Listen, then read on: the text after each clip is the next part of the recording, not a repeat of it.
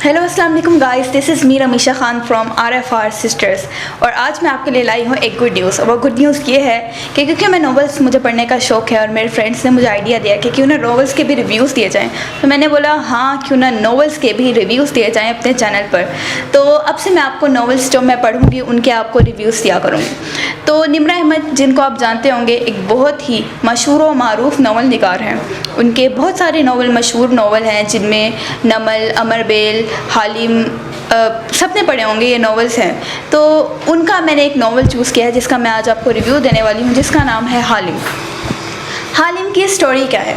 Basically सबसे पहले मैं आपको बताती चलूँ कि हालिम एक नावल है निम्रा अहमद का लिखा हुआ, जिसके 2 पार्ट्स हैं। पार्ट 1 आपको ग्रीन बाइंड में मिलेगा और पार्ट 2 आपको वाइट बाइंड में मिलेगा। तो हालिम की स्टोरी क्या है? हालिम एक लड़की की कहानी है जिसका नाम होता है तालिया। और तालिया जो होती है वो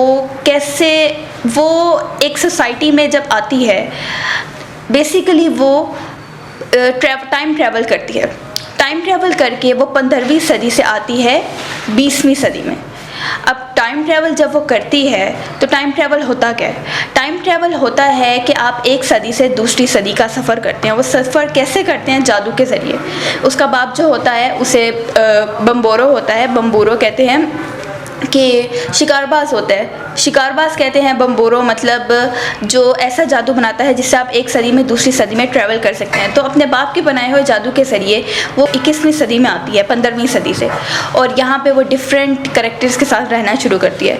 यहाँ पे वो अपना रूप बदल के रहती है। और कैसे रहती है? कभी वो मुलाजमा के रूप में होती है, कभी वो एक अमीर लड़की बन जाती है, कभी वो किसी की कैंपेन मैनेजर बन जाती है, कभी क्या बन जाती है, कभी क्या बन जाती है। तो उसका रूप एक नहीं होता लोगों के सामने। असल नाम उसका तालिया होता है। कभी वो तालिया बन जाती है, कभी क्या बन जाती है, कभी क्या बन जाती है। तो ये उसी लड़की की कहानी है। इस कहानी में मेन स्टोरी क्या है कि वो अपनी ज़िंदगी जुराइम से शुरू करती है।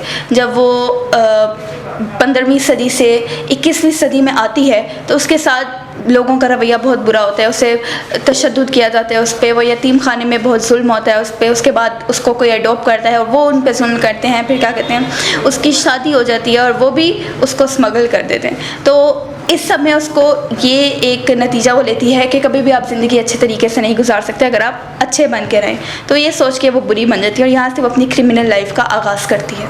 क्रिमिनल लाइफ का आगाज़ करती है तो वो स्टार्ट तो छोटे छोटे क्राइम से करती है, जो बचपन से करती रही थी अपनी ज़रूरियात पूरी करने के लिए, जिनमें चोरी होती है, जिनमें झूठ बोलना होता है। लेकिन उसके बाद आगे जाके वो बहुत बड़े बड़े क्राइम शुरू कर देती है, लोगों की बहुत बड़ी बड़ी चोरियाँ। वो एक मशहूर तो नहीं, मतलब वो एक ऐसी चोर बन जाती है जो बहुत बड़ी बड़ी चोरियाँ करती है, लेकिन किसी को पता नहीं चलता कि चोरी किसने की है।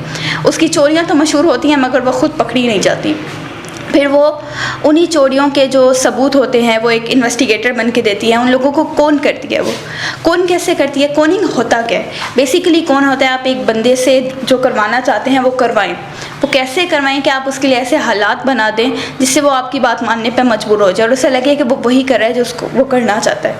कॉलिंग होता है आप किसी से अपनी बात मनवाना चाहें, उसके लिए ऐसे हालात वगैरह पैदा करें कि वो अगर आपकी बात नहीं भी मानना चाहता तो वो आपकी बात मान ले और उसको लगे कि मेरे पास इसके अलावा कोई रास्ता नहीं था और जो किया मैं अपनी मर्ज़ी से कर रहा हूँ। हालांकि वो आप जो कह रहे होते हैं, आप जो चाहते हैं वो उस पर चल रहा होता है, जो बैकग्राउंड आपने क्रिएट किया होता है। ये होता है कॉनिंग। तो वो लोगों को कौन करती है, झूठ बोलती है। उसके बाद वो अपनी क्रिमिनल लाइफ का आगाज़ करती है। वहीं क्रिमिनल लाइफ में वो आगे जाके एक सियासत में भी आ जाती है। सियासत में कैसे आती है कि फ़ातेह बिन रोमर्स उस वक्त का एक मशहूर सियासतदान होता है, उसके साथ काम करने लगती है कैंपेन मैनेजर। तो यहाँ पे मैं आपको बताती चलूँ, फ़ातेह बिन रोमर्स इस कहानी का दूसरा मेन कैरेक्टर है। और एक आपकी इन्फॉर्मेशन के लिए बात बताती चलूँ कि इस कैरेक्टर को बहुत ही लोगों ने रिजेंबल दिया है इमरान खान से। इमरान खान से बहुत रिजेंबल दिया हुआ है क्योंकि वो ईमानदार होता है, वो इस मुल्क का भला चाहता है, वो चाहता है कि लोग जो होते हैं इस मुल्क में अच्छे तरीके से जिएँ, तालीम को ऊपर लाना चाहता है। तो लोग इस कैरेक्टर को इमरान खान से बहुत रिजेंबल देते हैं।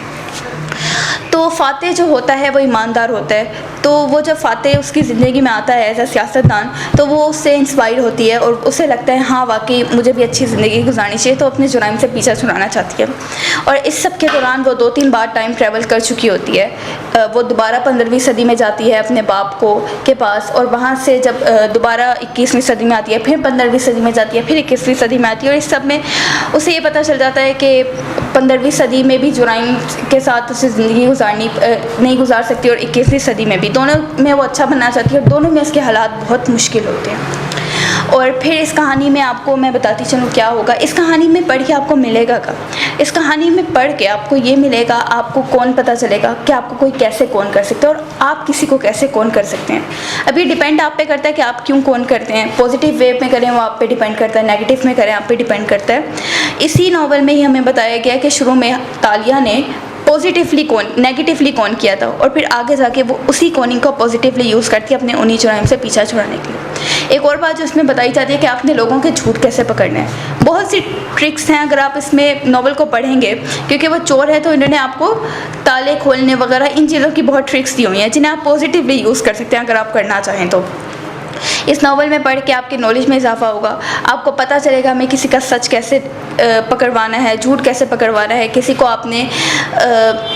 आपने जज कैसे करना है। ये सब चीज़ें आपके बहुत काम आएंगी इस नावल पढ़ के। और सबसे बड़ी बात ये इंटरेस्ट है। कभी कभी मैं जब ये नावल पढ़ती थी तो मेरा इंटरेस्ट जो होता था इसमें बिल्कुल ही ख़त्म हो जाता था, क्योंकि इस नावल को पढ़ के इसकी स्टोरी काफ़ी लंबी थी और मुझे लंबे नावल्स पढ़ने की आदत नहीं है। लेकिन जब मैं इससे बोर होने लगती थी तो निम्र अहमद के नॉवेल्स की ख़ास बात यह है कि जब आप उसके नॉवल से बोर होने लगते हैं तो तभी वो कहानी में एक ऐसा ट्विस्ट ले आती है कि आप उससे बहुत जल्द उस नॉवल में वापस इन्वॉल्व हो जाते हैं। तो इस नॉवल के हर कुछ पेजेस के बाद आपको कहानी में न्यू ट्विस्ट मिलता है, न्यू स्टोरी मिलती है कि आपको कैसे इस कहानी में इन्वॉल्व रखा जाता है। ये उसके लिखने की बहुत अच्छी टेक्निक है। आपको नावल पढ़ के बहुत कुछ सीखने को मिलेगा, आप उसे यूज़ कर सकते हैं अपनी लाइफ में। और मेरे बहुत काम आए हैं नावल। आपकी इंफॉर्मेशन में इजाफा होगा, आपको मैजिक के बारे में पता चलेगा, टाइम ट्रैवल के बारे में पता चलेगा, और सबसे ज़्यादा आपको सियासत में लोग कैसे एक दूसरे के जुराइम करते हैं, छुपाते हैं, एक दूसरे के जुराइम को यूज़ करते हैं, ये पता चलेगा। हर सियासतदान झूठ बोलता है ओबियसली, लेकिन कोई जो होता है वो अच्छे के लिए झूठ बोलता है, कोई झूठे के लिए। ऑब्वियसली हर बात सियासतदान बताने वाली नहीं होती जो सियासतदान आपको बताएं। इसमें यही बताया गया है कि अगर कोई आपसे झूठ बोलता भी है तो इसका ये मतलब नहीं आप उसकी बात को उधेड़ के गुर्दे मुखड़े उखेड़ रहे हैं। लेकिन बात यह है कि सियासतदान भी झूठ बोलते हैं, लेकिन उसके पीछे कोई पॉजिटिव वजह भी होती है, हर बार नेगेटिव रीज़न नहीं होती। तो इसमें आपको सियासत की बहुत सी टेक्निक्स पता चलेंगी आपको, और चोरी की भी बहुत टेक्निक्स पता चलेंगी, ताले खोलने की टेक्निक्स पता चलेंगी, आपको हाई सोसाइटी में कैसे ट्रैवल करना है उसकी टेक्निक्स पता चलेंगी। तो ये नावल आपके बहुत तरीक़ों से काम आने वाला है। इसका कोई एक नतीजा नहीं है, इसके बहुत से नतीजे हैं। इसमें सीखने का कोई एक मकसद नहीं है, इसमें सीखने को बहुत से मकासद हैं। तो आप पढ़ के इंजॉय भी करेंगे और आप इसको बंद करने के बाद नावल जब ख़त्म हो जाएगा बोर भी करेंगे। तो अब ये तो था हालिम। अब इसके बाद हम नेक्स्ट टाइम जब आपको मैं किसी नावल का बताऊंगी तो वो भी निम्र अहमद का कोई नावल होगा। तो नेक्स्ट टाइम आपसे मुलाकात होगी एक नए नावल के साथ, एक नए मकसद के साथ। तब तक के लिए अल्लाह हाफिज़। आपने मेरे नावल का इंतज़ार करना है और तब तक आपने मुझे लाइक करना है, सब्सक्राइब करना है, शेयर करना है और बताना है कि आपको ये नावल कैसा लगा, आप ये नावल पढ़ रहे हैं, और नेक्स्ट नावल का वेट करना है। बेल आइकन को क्लिक करना मत भूलिएगा। अल्लाह हाफिज़।